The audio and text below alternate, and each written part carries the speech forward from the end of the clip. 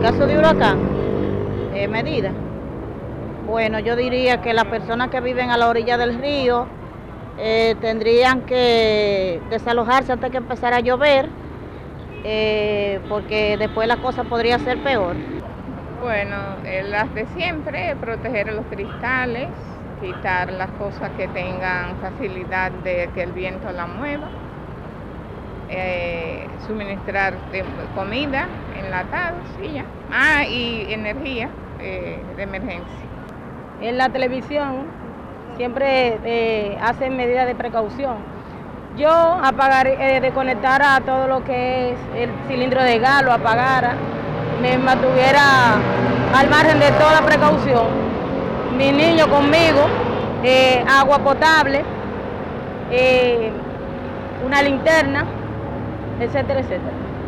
De huracanes, lo primero que hay. Estamos de vuelta con A Partir de Ahora y lo hacemos con este sondeo que realizamos hace unos años para ver qué tanto estaba la gente empoderada con respecto a la prevención en la época de huracanes. Y es que este 1 de junio empezó la temporada ciclónica en el país. ¿En qué situación se encuentra esta temporada? Bueno, la respuesta a esa pregunta nos la tiene nuestra invitada en el día de hoy. Se trata de Camila Rodríguez, quien es coordinadora de Consorcio Proyecto de Reducción de Riesgo de Desastres Ponte Alerta Caribe. Muchísimas gracias por la presencia, Camila, esta tarde. Estuviste en un foro participando hace poco, interesantísimo. Explícame, por favor, el nombre de ese foro y en qué consistió. Sí, muchas gracias por recibirnos aquí hoy. Estuvimos organizando en el nombre del Consorcio Ponte Alerta Caribe y con Oxfam, Plan Habitat y Humanity and Inclusion y el Movimiento Casaya, en este caso, el Foro de Desigualdad y Poder del mes de junio con el tema de cómo nos encuentra la temporada ciclónica 2018, sabiendo que empezó del 1 de junio hasta el 30 de noviembre estamos en temporada ciclónica y que este año, siendo el jueves Corpus Christi, ¿no? Nos agarró un poco en fin de semana largo y pasó un poco del radar de los medios el inicio de esta temporada ciclónica, que es una muy importante, teniendo todavía en mente lo que fue la temporada ciclónica del año pasado, que fue una inusualmente activa, de las más activas que hemos tenido en los últimos años, y que si bien tuvimos la suerte de que no tuvimos ningún impacto directo por los huracanes mayores que no tocaron suelo dominicano, dejaron un impacto significativo en el país. Estamos hablando de unas 500.000 personas en total que fueron desplazadas, si sumamos los números de Irma y María, y de pérdidas de pérdidas catastróficas en el sector agrícola como en la infraestructura del país. Ya. Este foro es importantísimo tomando en cuenta lo que dicen los expertos de que en esta temporada ciclónica se prevé la formación de unas 14 tormentas tropicales, de las cuales 7 serían posibles huracanes, lo cual vendría a agravar la situación de las personas que viven en condiciones de vulnerabilidad.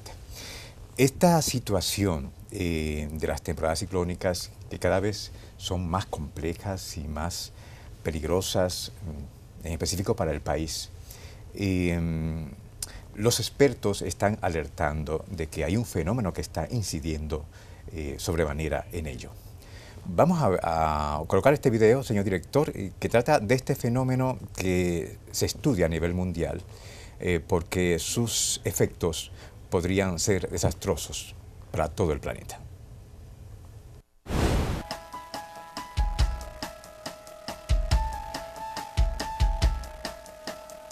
El cambio climático es uno de los mayores problemas de nuestro tiempo y nos concierne a cada uno de nosotros. Actualmente, nuestro planeta cuenta con 7.000 millones de habitantes. Ya en este momento, nuestra utilización de recursos y producción de gases de efecto invernadero exceden en gran medida sus límites. Si no actuamos ahora, ¿cómo podrá nuestro planeta cubrir las necesidades de las 9.000 millones de personas que seremos en 2050? El aumento de la producción de gases de efecto invernadero que ha modificado el clima y la atmósfera de la Tierra es una gran preocupación para los científicos, políticos y ciudadanos de todo el mundo. Dicho calentamiento intensifica las tormentas, inundaciones y sequías. A pesar de que los países en desarrollo son los que han tenido menos parte de responsabilidad en el cambio climático. Veamos este video gracias a las Naciones Unidas, el cambio climático. Camila, para ustedes me imagino que este es un tema vital, que cada vez más los distintos gobiernos deberían poner más atención. Así es. Vemos también el cambio climático afecta particularmente a la zona del Caribe. Si tomamos en cuenta, como iba mencionando, ¿no?, el video de que afecta desproporcionalmente a los países en desarrollo, en diferentes zonas que son más vulnerables al cambio climático. Y República Dominicana, según el índice Germanwatch, que es el índice de riesgo internacional, está en la 11ª posición en el mundo de los países que podrían ser más impactados por fenómenos de origen natural causados por la variabilidad climática. Y lo hemos vivido en este país año tras año, sobre todo en temas de variabilidad climática. Hablamos en 2015 y 2016 de una sequía, que fue una de las sequías más importantes de los últimos 20 años que tuvo el país, seguido de manera directa a final del 2016 con una de las temporadas de lluvias más fuertes que hemos venido viviendo. Que ahí entran estos dos fenómenos que también tienen unos nombres muy interesantes, el niño y la niña. Que en el caso del niño provoca sequía y la niña provoca lluvias intensas. En la zona del Caribe.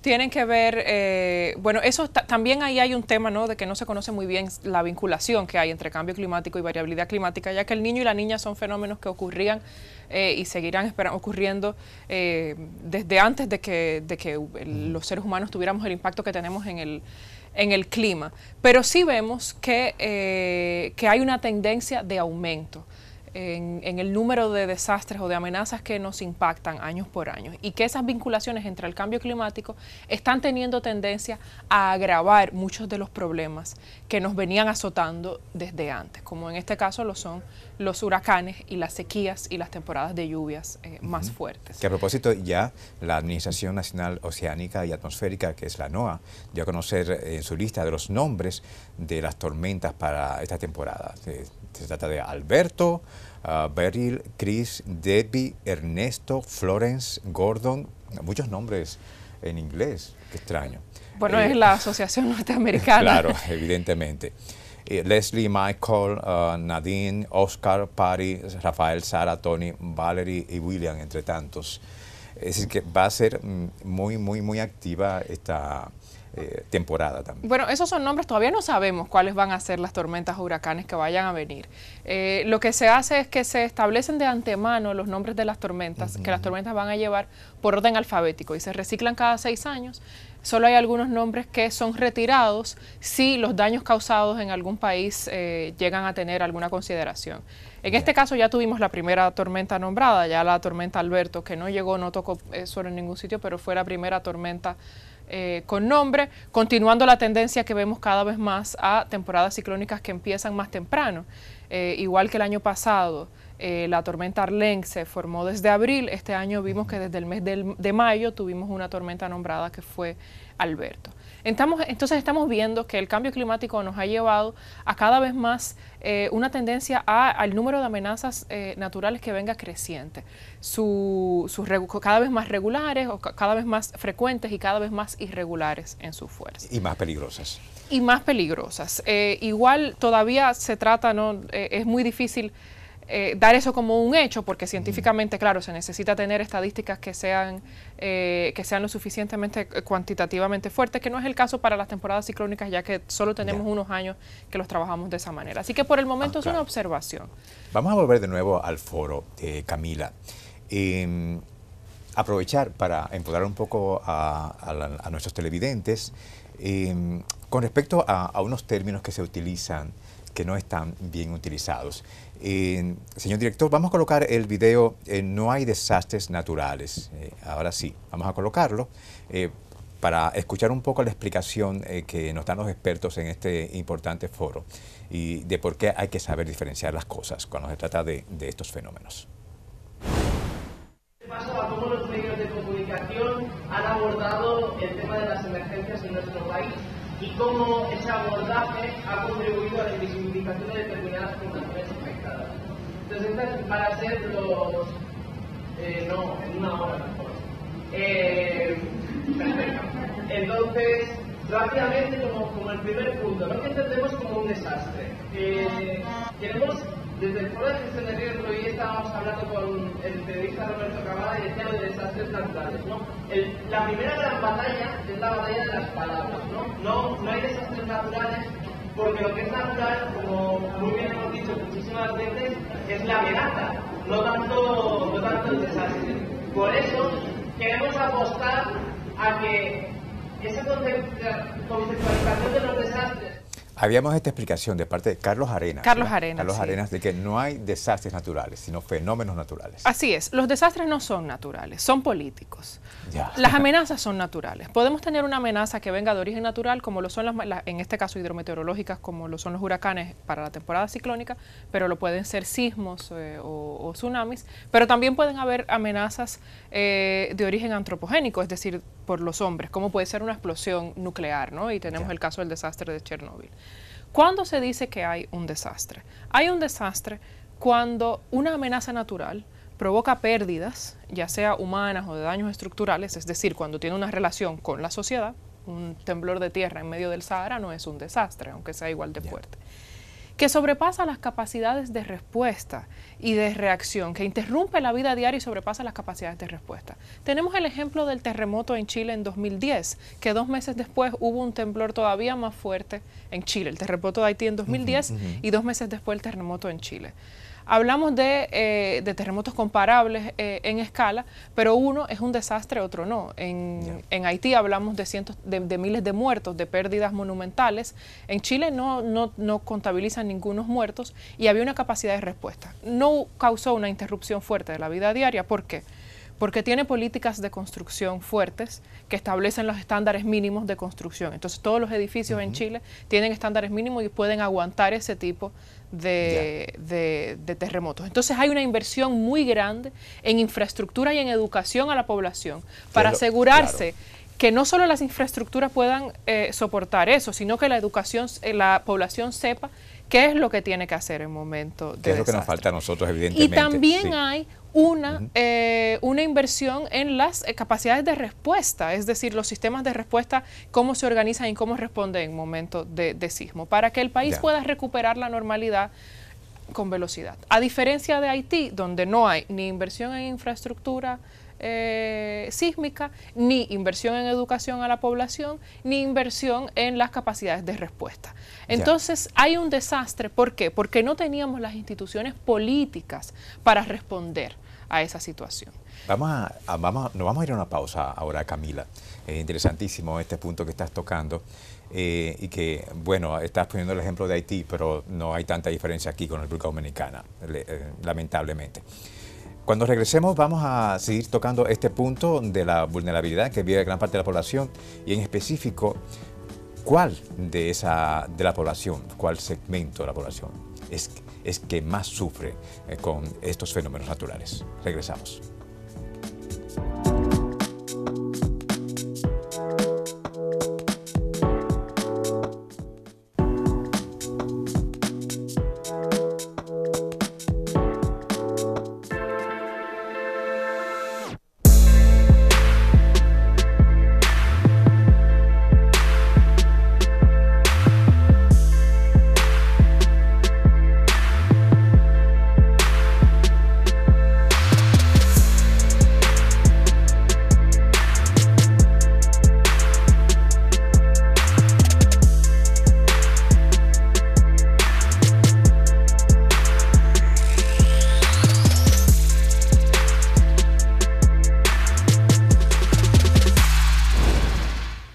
Estamos de vuelta con A Partir de Ahora y lo hacemos con este video gracias a Oxfam Internacional, una ONG que está haciendo un trabajo importantísimo en todo el mundo.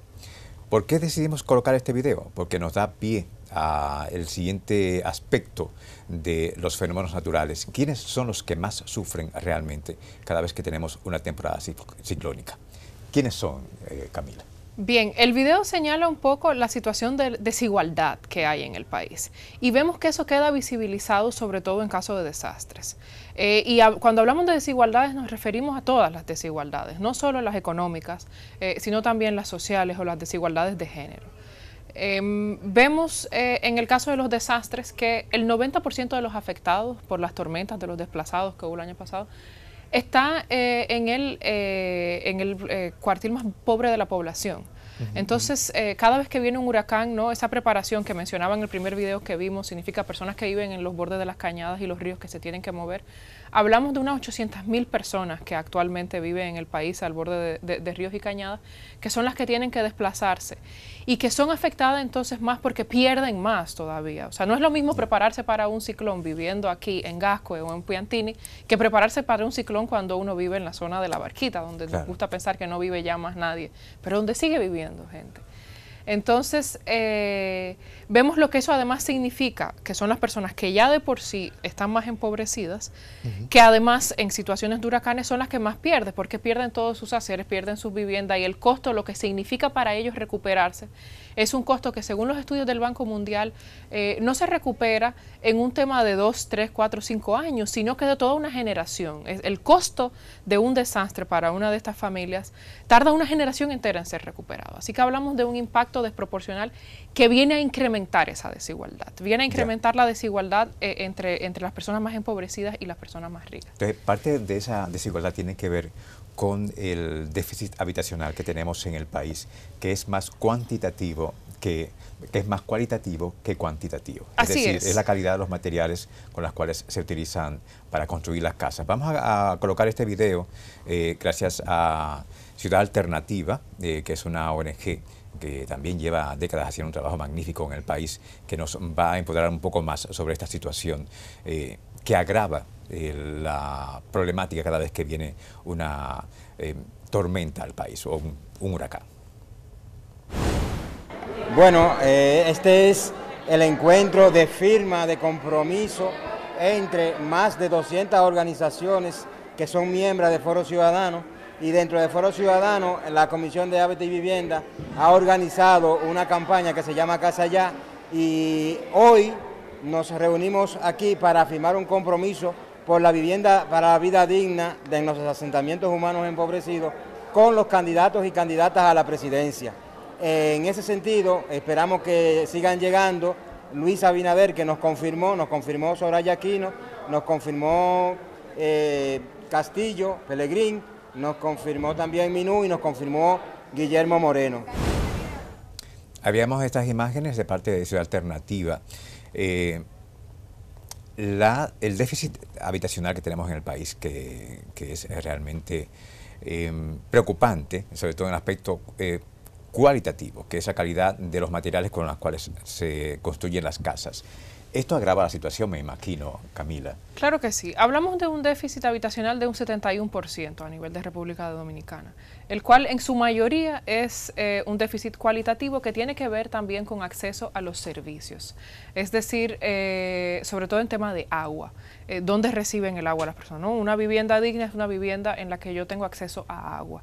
Y vemos que no es el caso en la mayoría de las viviendas. Y eso tiene unas repercusiones importantes en el tema de la preparación para la prevención de desastres, porque no es lo mismo prepararse para cualquier tipo de evento hidrometeorológico con o sin acceso a agua, con o sin acceso a electricidad, con o sin piso en las viviendas o teniendo paredes que en mal estado o con techos que sean de zinc o no de block, porque eso incrementa las vulnerabilidades.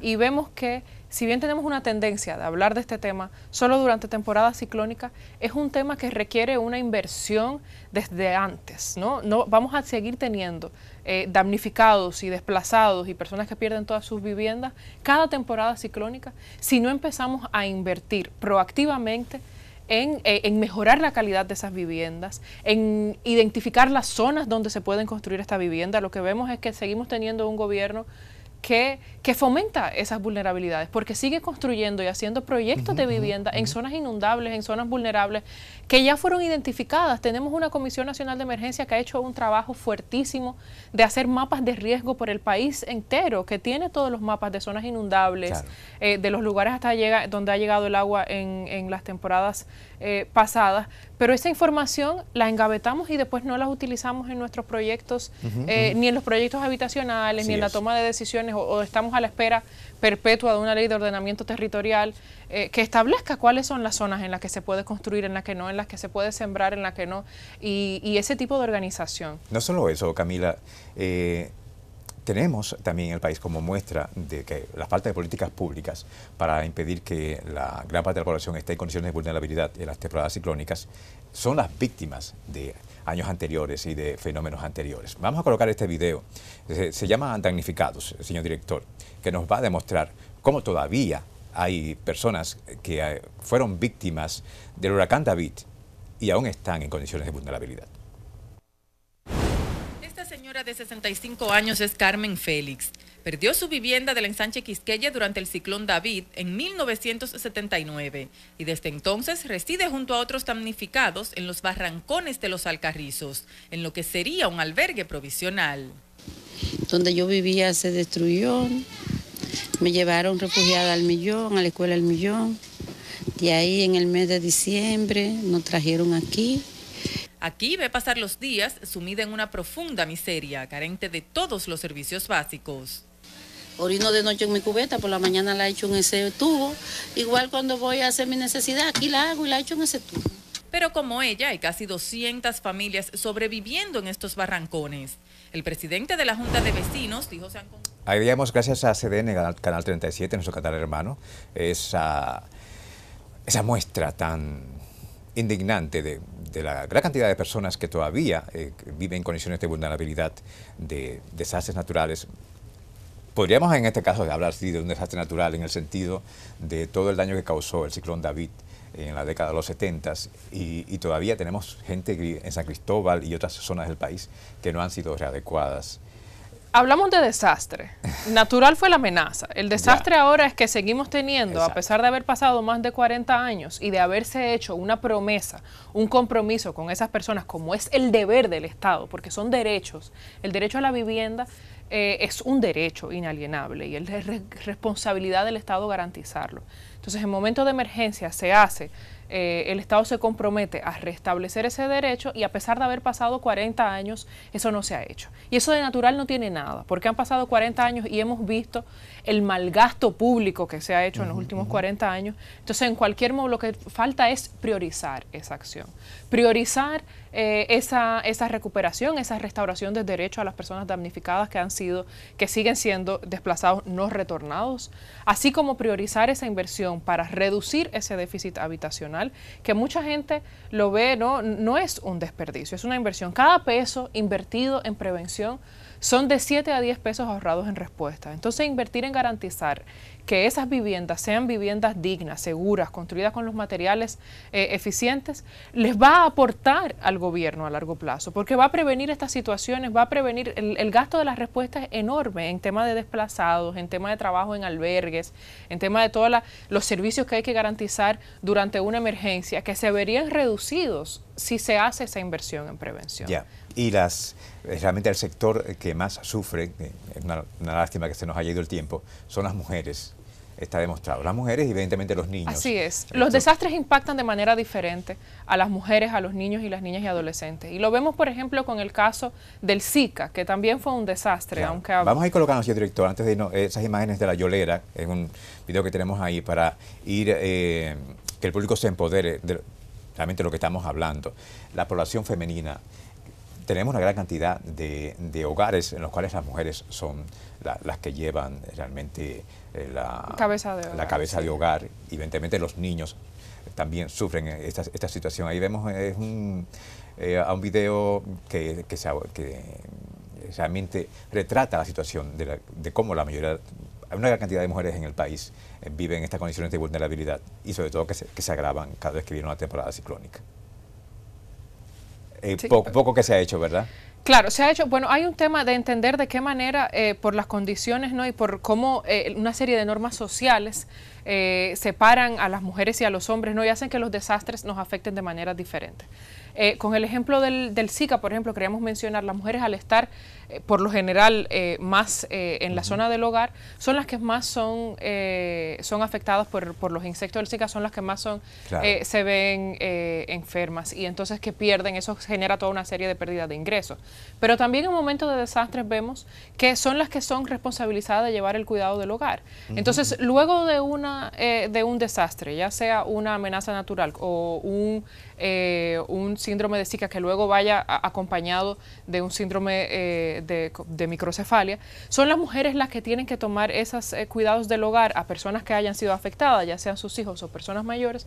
Entonces son las que más perciben esas pérdidas de ingresos por trabajo, son las que en su mayoría tienen que dejar la universidad o que en su mayoría tienen que dejar el trabajo. Entonces esas pérdidas económicas asociadas al costo a largo plazo, no solo inmediato, ¿no?, de las pérdidas que puede significar en el hogar en un momento de desastre, sino a largo plazo de todas las cosas en que durante la recuperación tienen que renunciar, son desproporcionalmente cargadas por las mujeres por esa carga del trabajo del hogar. Y es una situación que evidentemente falta mucho por hacer.